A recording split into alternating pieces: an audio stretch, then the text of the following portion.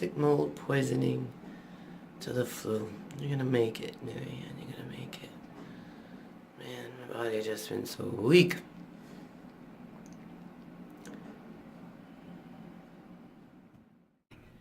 So I don't know where we'd be in this journey, but right now I figured I'd bring it into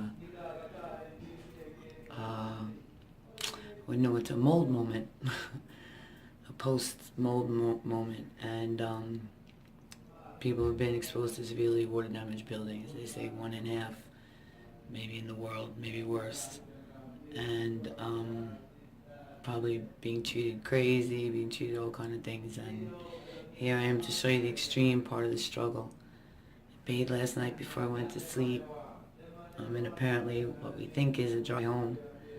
I don't know if we cross-contaminated, but you can see I still look high, sick, cancer, or what I now know as the mold face. Red nose, deep puffy eyes. I guess I always been sensitive all my life. I had a few experiences, but they never lingered. Never lingered, and I never knew until this, what mold can do to a person. And right now I smell, and I've lost so much weight. I was like a size 8, 10, maybe slim.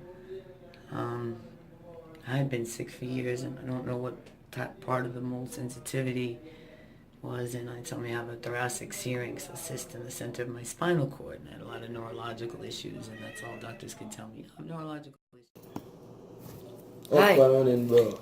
How y'all doing out there in TV land? Most of the time when I see people do these things, you see them looking in the camera. Right now I can't see. I'm coming through mold detox, and I'm so blurry-eyed, so I'm just going to come here as I am, say hi.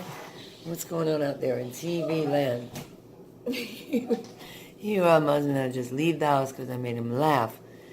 So anyway, now is just 1 year that my family had to evacuate a mold home, toxic mold.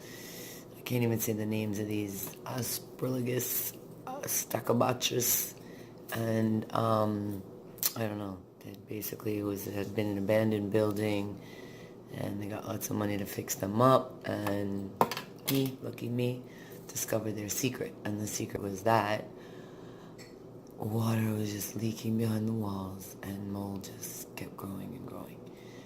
Yeah, they had a notorious leak. So on July 18th of just over a year, I was like, what's that on the wall?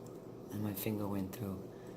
And I kind of knew, I told them about the mold, but I never knew this part of it. I never knew the health side.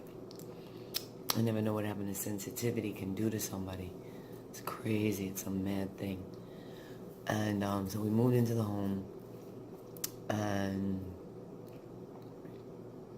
I don't even know how far to go back, because once we evacuated and I started learning, it became a different journey. I'm a totally different person now. I had locks. My hair was like down to here. Yeah, and I locked it up with my husband. It's growing back though now. I'm lucky. But I struggle. My scalp has some little like irritations on it. The skin. I just did take a detox bath. So I'm feeling a little better. But right now I need to rinse my sinuses because it's not just this pressure, you see? With this mold thing, you can see my eyes. My eyes have like this zombie doll-like thing, maybe. Chucky thing. Yeah, and normally I always had such beautiful eyes. And I was living in the place, and I started taking pictures of them. Right now, hopefully you can see my eyes clearer than I can, because my vision is good. But there's like a blurriness over them. So I see my face, but it's just kind of like a little distorted and just very blurry. I have to really squint to try to focus and see things. I definitely have a lot of congestion, so I rinse my sinuses twice a day with salt water. Salt water, ocean living, coastal living. It's not just because the beach looks so pretty that people love it. It is because salt cleans the air, it cleans a lot of things in the air. So something I have now, try to bring the beach. I'm in Atlanta, Georgia. Right now we have salt open on the table all the time, grinding up. It goes in our baths, it goes in our showers, it gets squished up our nose, it gets gargled down our throats. And a year later, let's see. So I am fighting every day. One day at a time, I get my head back. I get my brain back. I definitely felt like I was losing my mind, and still like one moment a day. Yeah, I could lose it. We have some kind of drama in the house every day. And mostly it's probably me. My guys could be a little cooler, but I'm the one who like just run into these walls. I get stuck.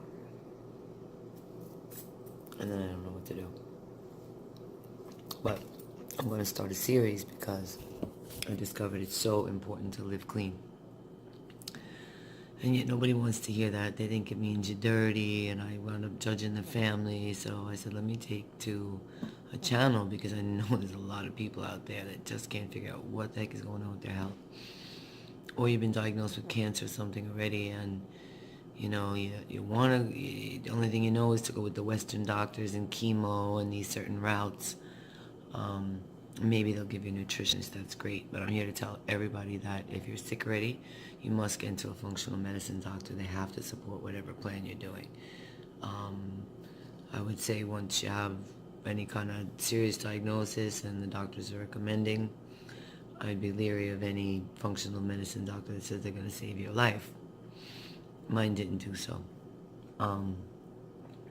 She did let me know a lot of what I was up against. I was already doing a lot of things. I was already living clean. I was already making my own detergents. I was already fasting. I would fast. The only thing I wouldn't do is the full master cleanse. I didn't really believe in that. I just believed always that with good food in, good food will come out. Good things will come out. Yeah, best things will stay. And so I came up with this funny name, and it's called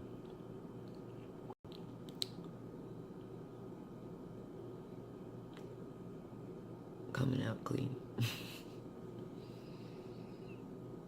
The clean way out.